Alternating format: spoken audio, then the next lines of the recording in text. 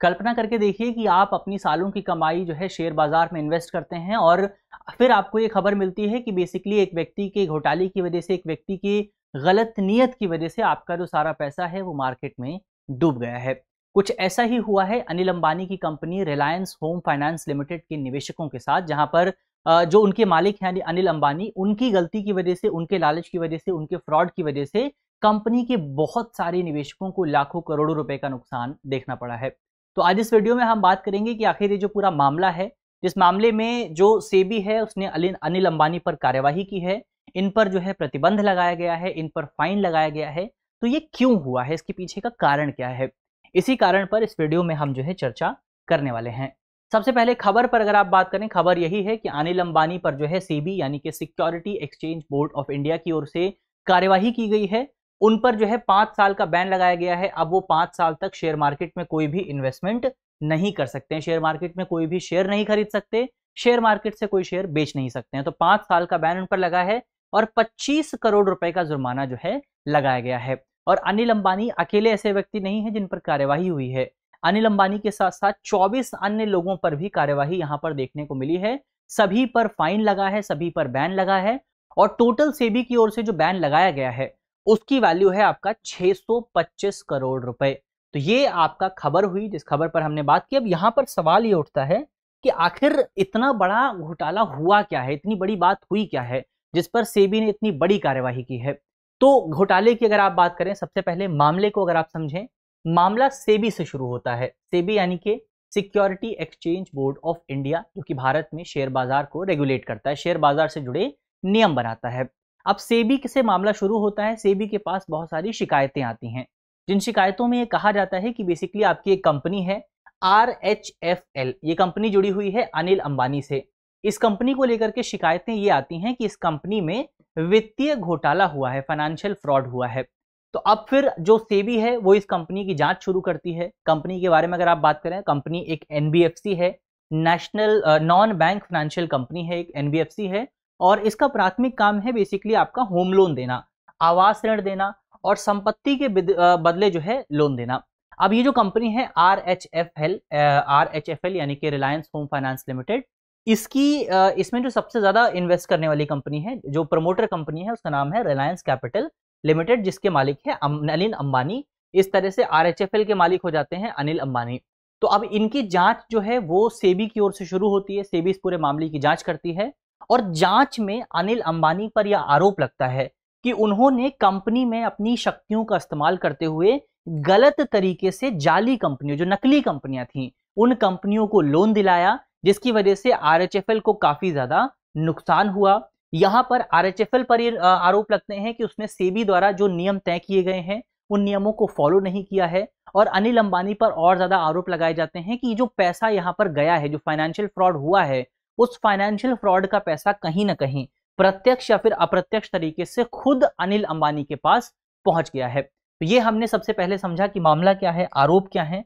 अब यहां पर एक बार ये पूरा मोडस ऑफ ऑपरेंडी क्या था उसको एक बार समझ लिया जाए कि पैसे यहां पर गए कैसे हैं।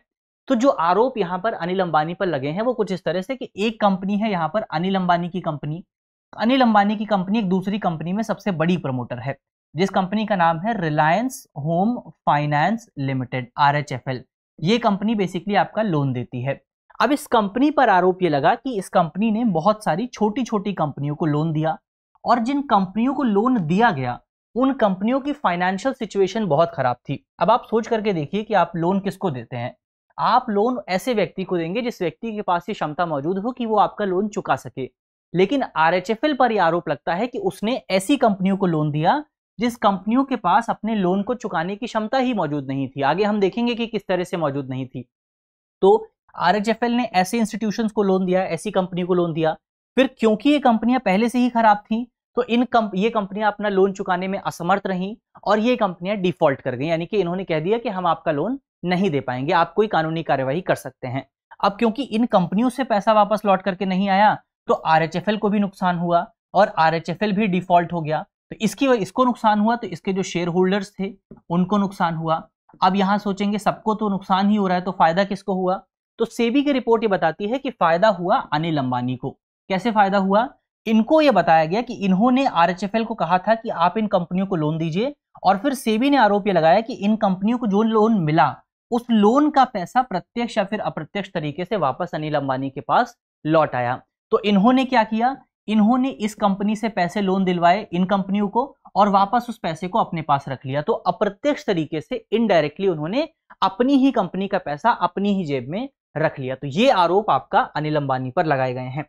अब एक बार जांच में क्या मिला, तो सेबी ने जांच शुरू करी। जांच में क्या मिला उसकी अगर आप बात करें, क्या क्या आरोप लगाए गए, तो जांच में कहा गया कि सबसे पहले आरएचएफएल की अगर आप बात करेंगे तो उसकी ओर से जो कॉर्पोरेट लोन दिए गए थे 2017-18 से लेकर के 2018-19 के बीच में, एक साल के भीतर इन कॉर्पोरेट लोन्स में 2 गुना से ज्यादा बढ़ोतरी आपको देखने को मिलती है। 2017-18 के डेटा की अगर आप बात करें तो इस अवधि के दौरान आरएचएफएल जो कंपनी है, इस कंपनी ने तकरीबन 3,742.60 करोड़ रुपए का लोन दिया था। वहीं दूसरी तरफ अगर आप बात करें 2018-19 की, तो 2018-19 के दौरान आरएचएफएल कंपनी ने बहुत सारे कॉर्पोरेट जो लोन दिए उसकी वैल्यू थी 8,670 करोड़ रुपए। तो आप देख सकते हैं कि पहले था आपका 3,742 करोड़ रुपए, ये एक ही साल में बढ़कर के हो जाता है 8,670 करोड़ रुपए। इसके बाद सेबी ने अपनी जांच में पाया कि 2018-19 के दौरान आरएचएफएल ने जो लोन दिए थे उसने ऐसी कंपनियों को लोन दिए जिन कंपनियों की फाइनेंशियल सिचुएशन बहुत ज्यादा खराब थी, उन कंपनियों के पास कोई प्रॉफिट नहीं था, उन कंपनियों के पास कोई वर्किंग कैपिटल नहीं थी, और जो लोन दिया गया वो भी आपका सामान्य प्रयोजन कार्यशील पूंजी लोन था, यानी कि general purpose working capital loan. अब इंपॉर्टेंट पॉइंट यहां पर यह है कि ये जो लोन होता है वर्किंग कैपिटल लोन जो है, ये लोन बेसिकली आपका डे टू डे ऑपरेशन के लिए दिया जाता है, शॉर्ट टर्म के लिए दिया जाता है। मान लीजिए लोन जो है बेसिकली कंपनी आपका दो तरीके से ले सकती है। मान लीजिए एक कंपनी है आपका, ये कंपनी आपका लोन लेती है, लोन दो तरह के हो सकते हैं। एक लोन हो सकता है आपका वर्किंग कैपिटल लोन, या आप जिसको कह सकते हैं शॉर्ट लोन। एक हो सकता है आपका लॉन्ग टर्म लोन हो सकता है।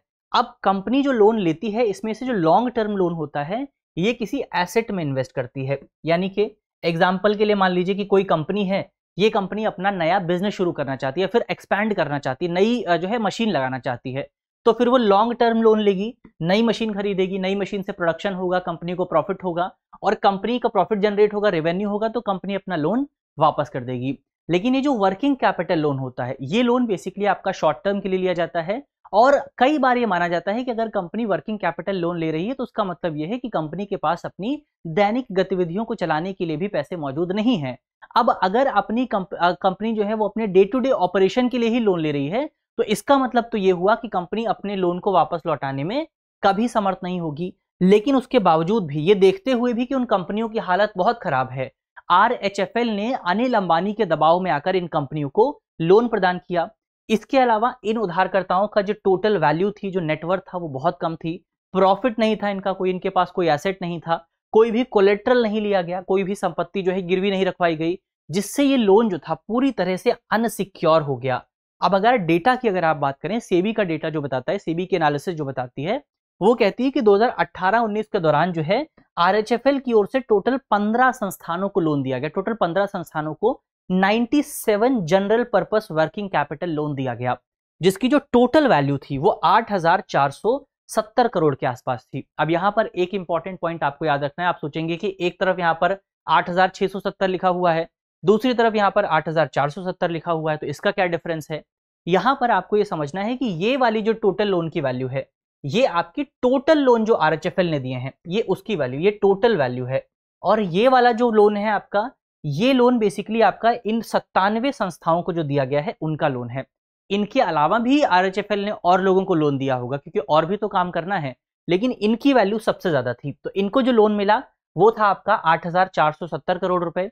अब इसमें से सेबी का एनालिसिस ये बताता है, सेबी ने क्या किया, ये जो 97 लोन दिए गए थे इसमें से 70 लोन्स का एनालिसिस किया, 70 लोन एप्लीकेशंस का एनालिसिस किया, और सेबी का एनालिसिस ये बताता है कि इन 70 में से 62 एप्लीकेशन ऐसी थी जिन एप्लीकेशंस को एक ही दिन में मंजूरी मिल गई थी, एक ही दिन में जो है उनको लोन की अनुमति दे दी गई, उनका लोन पास हो गया। और इसमें भी 27 मामले ऐसे हैं जहां पर एक ही दिन में अनुमति भी दी गई और एक ही दिन में पैसा भी डिस्ट्रीब्यूट कर दिया गया। तो ये यहां पर गड़बड़ी का आरोप आपका अनिल अंबानी और उनकी कंपनी आरएचएफएल पर लगाया गया है। तो ये हमने देखा कि जांच में क्या निकल करके आया है।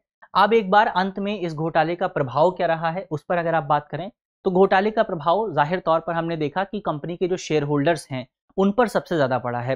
कंपनी के शेयर की जो वैल्यू थी 2017 में अगर आप देखेंगे तो आपका 107 रुपए के आसपास थी, और उसके बाद 2018-19 जब कंपनी डिफॉल्ट होना शुरू करती है, लोन बहुत ज्यादा बढ़ जाते हैं, एनपीए बहुत ज्यादा बढ़ जाता है, उसके बाद वर्तमान समय में अगर आप देखेंगे तो कंपनी के शेयर की वैल्यू मात्र 4 रुपए रह गई है। अब आप सोच करके देखिए कि किसी व्यक्ति ने जो है 2017 में 109 रुपए में अनिल अंबानी की कंपनी के शेयर खरीदे होंगे, 107 रुपए में सॉरी, फिर उसके बाद अभी मात्र कुछ ही सालों में उस कंपनी के शेयर 107 से घट करके 4 रुपए के आसपास पहुंच गए हैं। अभी भी यहां पर बहुत सारे निवेशक हैं। सेबी की रिपोर्ट ये बताती है कि तकरीबन 9 लाख इन्वेस्टर ऐसे हैं जो अभी भी अनिल अंबानी की कंपनी में जिन्होंने इन्वेस्ट कर रखा है।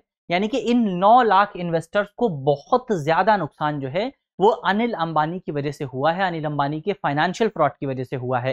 तो ओवरऑल आप कह सकते हैं कि इसकी वजह से, इस पूरे घोटाले की वजह से निवेशकों का जो ट्रस्ट है शेयर मार्केट में, बाजार में, देश की इकोनॉमी में, देश के इन्वेस्टर्स में, देश के एंटरप्रेन्योर्स में, वो पूरा जो इंटरेस्ट है, वो जो पूरा ट्रस्ट है वो बहुत ज्यादा कम होता है, उसको बहुत ज्यादा नुकसान पहुंचता है। तो ये हमने घोटाले के प्रभाव की बात की। अब यहाँ पर अनिल अंबानी की क्या प्रतिक्रिया रही है उसकी भी बात कर लेते हैं। तो सेबी का जब ऑर्डर आया, सेबी के ऑर्डर के बाद अनिल अंबानी ने अपनी जो कंपनी है रिलायंस इंफ्रास्ट्रक्चर और रिलायंस पावर, इन दोनों कंपनियों से इस्तीफा दे दिया है, दोनों कंपनियों के बोर्ड से बाहर हो गए हैं। अनिल अंबानी के जो स्पोक पर्सन है, उनके जो एडवोकेट्स हैं, उनका यह कहना है कि अंबानी नए विकल्पों की तलाश कर रहे हैं, यानी कि किस तरह से सेबी के ऑर्डर को चैलेंज किया जा सकता है। दूसरे इंस्टीट्यूशंस की बात करें तो हम आरबीआई की अगर आप बात करें, रिजर्व बैंक ऑफ इंडिया, तो उम्मीद की जा रही है कि आरबीआई भी यहां पर जांच करेगा और जितनी संभव कार्यवाही है वो कार्यवाही की जा सकती है, क्योंकि यहां पर जो फ्रॉड हुआ है वो फ्रॉड आपका बैंकों के साथ हुआ है, या फिर आप कह सकते हैं एक फाइनेंशियल इंस्टीट्यूशन के साथ हुआ है जिनको रेगुलेट करने का काम आरबीआई करता है। तो ये ओवरऑल यहां पर हमने समझा कि आपका अनिल अंबानी की प्रतिक्रिया रही क्या रही, और ये पूरा जो घोटाला था वो घोटाला किस तरह से हुआ। अब अंत में हम यहाँ पर बात कर लेते हैं अपने सवाल की। ये सवाल आपके लिए है, सवाल का जवाब आपको कमेंट बॉक्स में देना है। हमारा सवाल है, भारत में एनबीएफसी को नियमित करने की जिम्मेदारी किसकी है, एनबीएफसी को रेगुलेट करने की जिम्मेदारी किसकी है। हमारे ऑप्शन है, option A RBI, option B SEBI, option C IRDAI, या फिर एंड पीएफआरडीए, या फिर ऑप्शन डी उपरोक्त सभी। तो इसका सही जवाब क्या होगा वो जल्दी से आपको कमेंट बॉक्स में बताना है। आसान सा सवाल है, अगर आपने इकोनॉमी पढ़ी है तो इस सवाल के जवाब को आप आसानी से दे सकते हैं। इसके अलावा अब तक तो आप समझ ही गए होंगे, ये हमारा नया प्रोग्राम है, जिस नए प्रोग्राम में हम बहुत सारी इंपॉर्टेंट घटनाओं के बारे में विस्तार से, डिटेल तरीके से, स्टेप बाय स्टेप प्रोसेस से उसको समझने की कोशिश करेंगे। तो इंपॉर्टेंट प्रोग्राम है, इसको नोट कर लीजिए और आपसे मिलते रहेंगे लगातार सभी तमाम इंपॉर्टेंट खबरों के साथ। अब मिलते हैं आपसे अगली वीडियो में, तब तक के लिए अपना ख्याल रखिए, ध्यान रखिए, पढ़ते रहिए। धन्यवाद। डियर व्यूअर्स, अपने एग्जाम की तैयारी को और बेहतर करने के लिए हमारे चैनल को लाइक, शेयर और सब्सक्राइब करना न भूलें।